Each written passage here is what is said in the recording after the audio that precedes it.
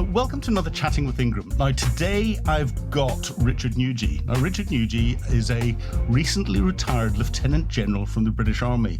And I was looking through some of my old photographs the other day, and Richard, I got a photograph of the two of us in a Gazelle helicopter in Germany somewhere, trying to find some river crossing at some stage in the past. So it's interesting. I might have sent you a copy, but if not, I'll try and find a copy and send that off to you. But you have just finished within the Ministry of Defence and looking at environmental things. So for the audience out there, can you explain a little bit about who you are and what it was you've just finished doing in the Ministry of Defence? So, Philip, it's a great pleasure to chat. I'm a career soldier, or was a career soldier.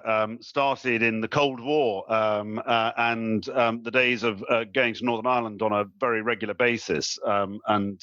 My youth, if you like, as a soldier, I was an artillery officer, a gunner.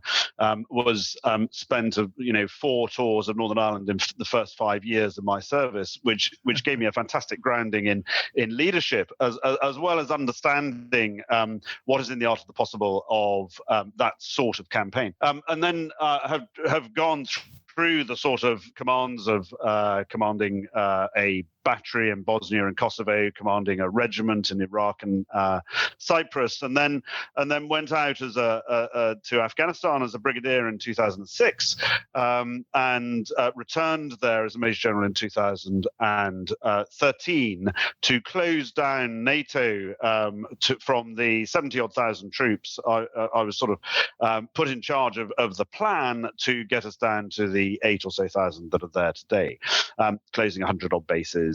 And trying to make sure that the narrative that the Taliban were putting out, that they were chasing us out of the country, was the opposite of the truth, and that we were able to show why we were coming out and what we were doing. So I've done that sort of side of it, the operational side. But the other thing I've done, I've sort of concentrated on to a very large extent, is people in sort of what in civilian world is HR, but it's very different in the military. And it was personnel policy, getting all the way to the chief of defence people in the Ministry of Defence, where I spent 4 years as a Lieutenant General, running the policy for veterans, for service personnel, for families, and for the civil servants within Defence.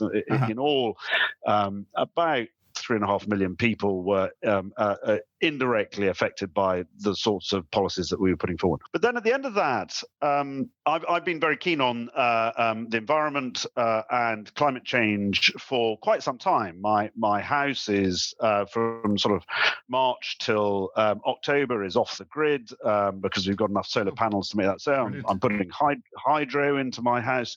We've got a small stream, and I'm going to put in a mini pico hydro plant to try and bring in some electricity, which will make us off the grid the whole year round. And I'm really excited by that sort of opportunity. So Richard, and so I your heart out. Absolutely. Yes, I've even got some vegetables. I was looking at the Ministry of Defence, and the Ministry of Defence has been doing a number of things on our estate for a number of years, and we're really good at looking after the environmental conditions in parts of our estate. But I thought that there was no real central plan, there was no real guiding force, and the Ministry of Defence wasn't really taking this very seriously, was my perception. So I went to the Permanent Secretary and the Chief of Defence Staff and said, look, I'll do a report for you on what we should be doing and why we should be doing it, and give you, if you like, a plan at the end of that report. And that report was written and given to the Secretary of State in December last year, and the government response to that, or the MOD response to that, was published in March. So whilst my report is not, it was a report for the Secretary of State. It included some pretty sort of close hold figures on how much we should spend and where and why on being ready for climate change. That actually the response is the minister has signed up to say this is what we're going to do, and he only allowed into the response that which he said we would actually achieve. So it's a concrete piece of policy which the department is now doing. that's what I've been doing in the last year, and that's where I've sort of focused afterwards. Yeah, but defense is all about making big things go bang and big green and grey shiny things and all the rest of it. Is the environment really important to defense? So I think this is a question of morally it's important, but actually you won't find the moral argument in my report at all. You won't. I think the moral argument, it has been made for 25 years, and it's only recently that the world has really woken up to this subject in a way that actually is. I think the last year has really shown that the environment is something to be noticing and should be paying attention to. It's a feature of the G7. It's a feature of the G20. It's a feature of obviously the COP. It's a feature of the UN Security Council. It's a feature of all sorts of parts of sort of intergovernmental discussion. Why is defence interested? There are a whole host of reasons why defence is interested, I would suggest. To give three very, very basic ideas. One is climate change is going to create a hotter environment. That hotter environment is going to make some parts of the world untenable for human habitation, either because it's too hot or because they just can't grow anything.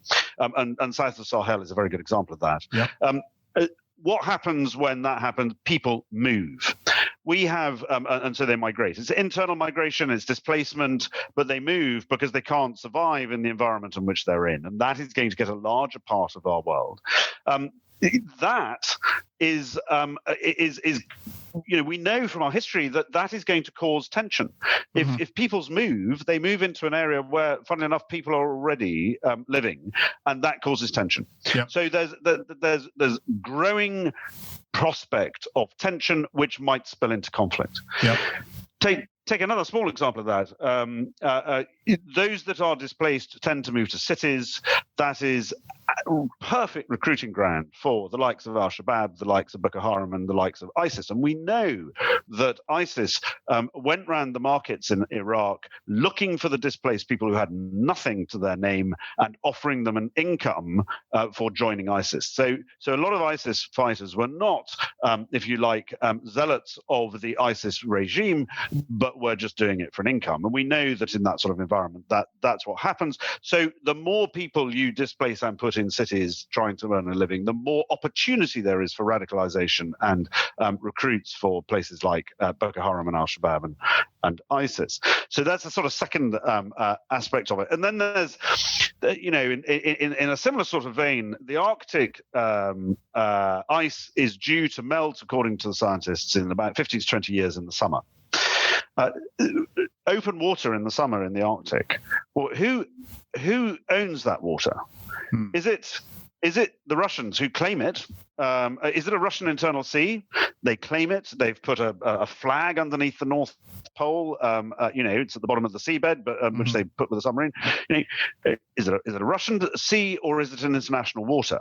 And of course, if it's a Russian sea, that's of concern to NATO. If it's an international water, that will need to be protected to make sure that if there is any conflict between what Russia's view of an open water Arctic is and what the West, if you like, America and NATO's view of the open Arctic is, are going to be probably slightly different.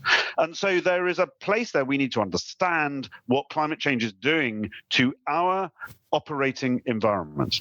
We also need to understand it because actually we need to adapt our equipment. If you've got a open water in the Arctic in the summer and you've got pack ice in the winter because it all freezes over, in between the two is a state of ice which I called sludge ice, but apparently that's not the right phrase at all. The right phrase is disruptive ice. This disruptive ice is, if you like, small chunks of ice which you can go through with a normal ship, but it'll damage the sorts of hulls that we have on our warships. Yeah. And so the Canadians are building or have built frigates with slightly hardened hulls. The Russians are hardening some of their hulls, not to icebreaker levels, but hardening their hulls so they can work in this disruptive ice, in this sort of breaking ice as opposed to fixed ice. We need to do the same. If we want to have an influence, if we want to maintain the freedom of maneuver to operate anywhere in the world, which is what, if you like, to use a phrase that was very popular a few years ago, a tier 1 military force. If we want to be that, we should have the ability to operate anywhere in the world. Well, if we don't have the equipment, we can't do that. So we're denying ourselves the ability to operate in the Arctic in disruptive ice, and others we know are not denying themselves that opportunity. So there's another sort of aspect. We need to adapt our equipment. And then the third aspect is, of course, we are actually quite big emitters. Yeah. We can gain operational advantage by taking on the new technologies. This is something, it should be second nature to the military and to defense that we want to grab hold of the most sophisticated emerging technologies, whether they're in cyber, whether they're in digital, or whether they're in energy propulsion systems.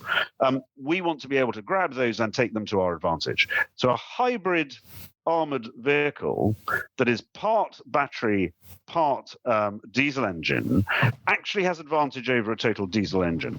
Why? Because it can sneak around the battlefield without noise emissions, gas emissions, heat emissions, and can't be seen by the enemy, whereas a diesel engine you are. So there's all sorts of reasons why defense, frankly, ought to be paying attention to this. Yeah, and that's what I pointed out to them. Yeah, there's a huge amount that you put in there. And we'll not talk about armoured vehicles, and certainly Ajax was definitely never meant to be hybrid, and that's a complete other podcast with other people by itself.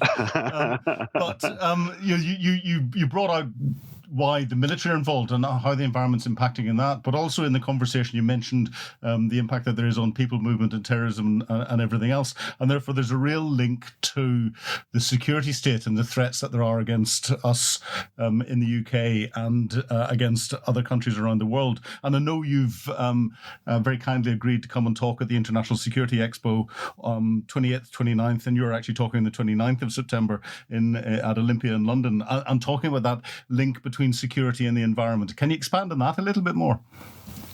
So I think there is it's all based on the science, and the science would turn around and say the world's going to become a more difficult place to live. There's the one side is what I've already talked about, in a sense, which is more difficult places to live tends to lead to tension. Tension potentially leads to conflict, because the interests of individuals and the interests of states are not necessarily entwined. But there's another aspect which I think is really important, and I don't think has been really grasped in a way that it should be, and that is the energy transition. It is a given, I think, that we will move away from fossil fuels. We are already in this country moving away from fossil fuels. We're moving towards nuclear to a certain extent, but we're also moving to wind. We're moving to, I would argue, hydro is the best possible because it's 24 hours a day and it's guaranteed pretty much, whereas wind is at the quirk of climate, as is sun. And therefore, but we're moving away from a reliance on fossil fuels, and we've moved away from coal altogether.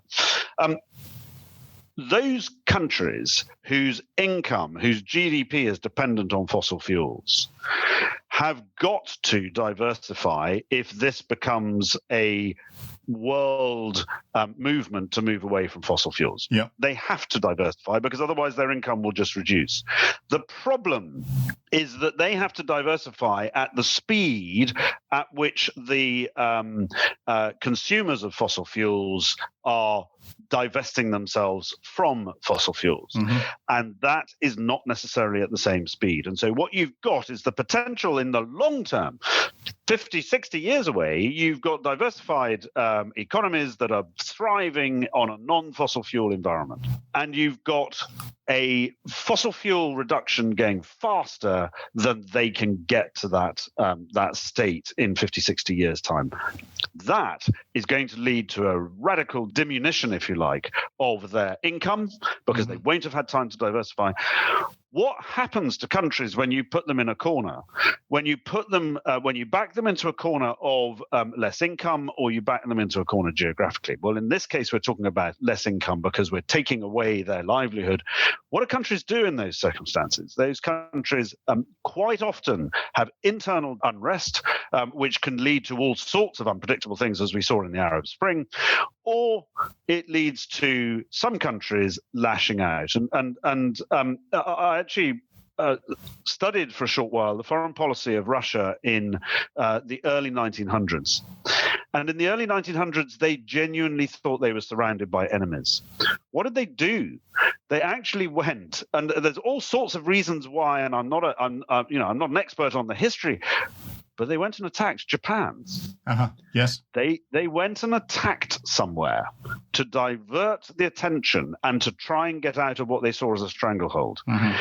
Now, so we have precedent that strangling a country, whether it's economically or whether it's geographically, or even if you're not doing the strangling, but it perceives that it's being strangled and it perceives it's being put into a corner, can, I'm not saying will, but can lead to conflict.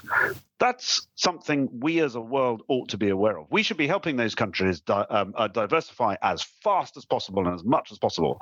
But I don't see that on anybody's agenda at the moment. No, I'm surprised we're not seeing the oil-producing regions, because they tend to have a lot of access to sun. I'm surprised we're not seeing them turning into the batteries of the globe with massive desert-covering solar-powered energy creation fields and all the rest of it. But maybe that's something to come. But you've set all of that up, and you're going to be introducing that in much more detail to us at the end of September at Olympia. But now that you're retired, you've got a number of other hats on, and I understand you're doing something mad this weekend.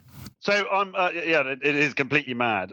I decided as an antidote to retirement. I thought retirement, I'm just not going to sit back and put on my slippers and listen to the birds and just sort of sit in the garden. That's not really my style. But that's what generals are supposed to do. That with a nice gin and tonic, and then you're fine. Well, I wouldn't mind the gin and tonic, but actually sitting in an armchair and coughing from the sides is not my style, and it's something I have lived with for a very long time of retired generals telling me how to do my job, and I'm frankly not interested in that. So what I'm doing, I set myself a challenge of bicycling from Land's End to John O'Groats. We're doing it in 14 days. When I said I was going to do it, I sort of decided to do it on my own, and my son, bless him, decided that there was not a hope in hell of letting me do it on my own, because actually he thought I wouldn't make it. He's incredibly fit. He's a very good bicyclist. So he said, I'm coming too. And he describes himself as the domestique to pick up the pieces after I've sort of failed to get up the next hill in Cornwall. And it's sort of attracted a bit of a family gathering. So I've got a couple of cousins, and my brother also doing it, really to provide a bit of camaraderie as we go up the country. My wife and my cousin's wife are acting as our sort of backup. This is not the backup that most people who have done sort of serious bicycling and in big teams of, a van behind with a workshop in it to make sure that you're all right. No, they're just going to drop the luggage at the next stage and then go and enjoy themselves. Exactly. They're going to enjoy themselves looking at beautiful parts of the country as we struggle up the hills all the way to Scotland. Well, psychologically, surely you're doing this the wrong way around. Starting at Land's End and going up to John O'Groats, that's uphill the whole way. It is uphill the whole way, and it's particularly uphill in Cornwall. And I'm not a great bicyclist. I'm not one of these aficionados who has a really snazzy bike. And I'm conscious that on Strava, I've only just learned this. Strava only really records the uphill. So you get no credit whatsoever for going downhill. You only get to sort of credit or just pain going uphill. But actually, I did. Just occasionally, Philip, I use my sort of a little bit of prior planning and preparation sort of training from the military. And I looked at the prevailing winds, because I would much prefer to turn around and say that I'm working with the wind than against the wind. Yeah. That is even better than going downhill. If you're working with the wind, you can get up any hill. Yeah. And it just so happens the prevailing winds, usually around this time of year, usually are from the southwest. Yeah. So that's why we're going up that way. And you're not doing this in a big old Dutch bike with a basket in front, which would suit the general's image as well? I bicycle around London on one of those, and it is the cause of much hilarity to anybody who sees it. But frankly, I'm going to be knackered after day one, and it's going to take 14 days. So I'm going to take every advantage that I possibly can to get there as easily as possible. Yeah. Well, no, as a side anecdote, I remember I was on the first Advanced Command and Staff college course, and the Commandant of Staff College came and joined a group of us that used to cycle from Camberley to Bracknell every morning. And we were all on our mountain bikes going through Barossa military training area, which was the quickest way through. And he was on one of these big old Dutch bikes sitting up perfectly with a basket in front of it and joining us, and his flat cap on and everything else. And it suited his personality perfectly at the time. But no, you'll need something for the distance that you're doing. And in 14 days as well, that's going to be some going. So it's about 75 miles a day on average, and about somewhere between 3,000 and 4,000 feet of climbing every day. So there'll be sort of good days and bad days, I'm sure. But getting out of Cornwall, not only have I got to contend with the G7 and all the disruption that's going to cause to Cornwall, we just happen to coincided our time in Cornwall with the G7, which is one of those sort of quirks of unfortunate fate. Yeah, Boris planned this just to disrupt your. Well, I'm delighted he thinks I'm important enough to disrupt, but but there's but in Cornwall there is no flat. I am rather hoping that there is a bit of flat somewhere else in the country as we go up it. I'm told that Scotland's all uphill, whichever way you bicycle it. So but by then we'll either have completely collapsed or we'll be so used to it that it won't matter.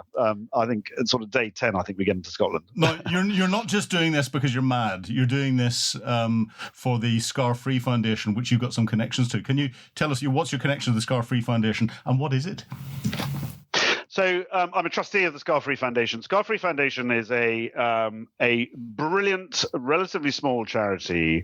It's a medical research charity that commissions medical research to try and find the solution to scarring. Scarring damages when you have a cut longer than a certain length. Actually, if they're very short, we tend not to scar, but longer than a certain length, the body is designed to heal as fast as possible, and if it doesn't heal as beautifully as it used to be, that's okay, because what you're trying to do is speed the process of healing.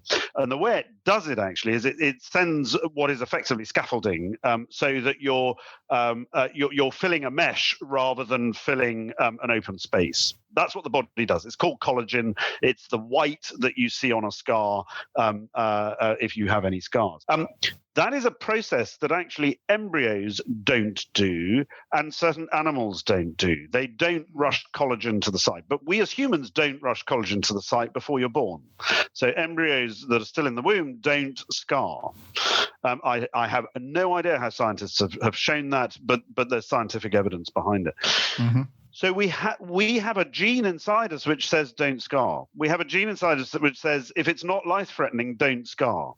And you just heal slightly more slowly. So if you cut your finger, you tend not to scar. What the medical research charity is trying to do is trying to find what that gene is so that we can turn off the process of the scaffolding, if you like, collagen going to the scar. Because what that scaffolding does is it becomes a bit like I don't know whether you've ever sewn up something where there's sort of relative weakness around the sewing. What happens is it tears around the sewing, so the body is actually made less strong by having this strength of the scar. Mm-hmm. So now internally we do exactly the same. Mm-hmm. So something like 50% of the heart attacks, or most of the heart attacks that people have, are a direct result of a scar being caused on the heart, that the heart has healed. Mm-hmm. But then, as the heart gets weaker, it rips elsewhere, which then the body can't cope with. That's now. So internal scarring is just as damaging as external scarring is uncomfortable. So the medical research charity is trying to find the cure to scarring. Okay. It has got two incredible projects. One is lasers can be used to offset scarring, and the other is a substance called decarin, which just slows down the whole process. Mm-hmm. why am I interested in this? Because obviously military personnel, particularly soldiers in Iraq and Afghanistan, have been badly wounded. The number of people who've been wounded compared to the number of people who've been died is the sort of highest level ever. Yeah. In terms of actually they've survived. More people survive on the battlefield, is another way of putting it, but they come with scars. Yeah. So there's an organization called the Kazivac Club, which is based on the Guinea Pig Club. The Guinea Pig Club was a group of pilots who were scarred during the Second World War, mostly burns from getting out of their Spitfires. And they formed themselves as the Guinea Pig Club, and they had two basic premises. One was have fun as a group of people together, and the other was to donate their living bodies to medical research to try and overcome scarring. And out of that came plastic surgery. The Kazivac Club is a 21st century equivalent of the Guinea Pig Club. They modeled themselves on it, of people who've been wounded in Iraq and Afghanistan. You have to be invited to join, and you have to have been wounded and have scars. And they're donating their bodies to Scar Free to research. So we're doing research with Decarin on them. We're doing research on lasers on them. We're doing, most importantly to my mind, also research on psychological scarring and what we can do about that as well. And that so there's a piece about veterans here. There's a piece about serving soldiers here, sailors and airmen. But it's also about medical research, which if this works, 7 billion people will benefit. Oh, it'll be fantastic. And interestingly, you mentioned at the end there the potential for mental scarring, and that's something I don't think people understand. And it's therefore going to expand out. You look at the traumas that are going to come out for all of those healthcare workers and others who've been involved in the pandemic at the moment across the globe, and been able to understand anything that can help people deal with that, as well as military personnel deal with what they've done, will be absolutely fantastic, I think. And its origin is in plastic sort of surgery and trying to reduce the amount of plastic surgery you need many years ago. But the military link is a relatively recent link. We set up only, I think, 3 years ago now the Centre for Conflict Wound Research, and which is based in Birmingham, and I'm the chair of the board, if you like, of that centre, designed specifically to support those who have been damaged in conflict. Now, that isn't only military. We have a number of people who were really badly damaged by the Ariana Grande concert bombing. They've come to us as well, and we're as part of the conflict wound research. So it's not just military, but the military are the largest part. And obviously, as somebody who is responsible for military personnel, I'm deeply invested and interested in trying to make this work. Yeah, well, Figan Murray, who's the mother of Martin Hett, one of the victims of the Manchester bombing, and has led the campaign for the new Prevent Duty, is another person that's speaking at the end of September in Olympia, and she's pushing that. So it's interesting to see how all of these things seem to be interconnected. So how do people find out more about the Scar Foundation, and how do people help support your mad cycle through the G7 from uphill completely from Land's End to John O'Groats? So the Scar Free Foundation has a website. Funnily enough, we're one of the first charities to use virtual 3D, which we're trying to get onto our website. But the Scar Free Foundation is what it's called, and you'll find it on the website under Scar Free Foundation if you just Google that. For me, and I would be immensely grateful for anybody who feels this is a cause worth supporting. I'm just the vehicle towards it, or actually, my bicycle's the vehicle. I'm just the engine. To go to Virgin Money, and Google Richard Nugee.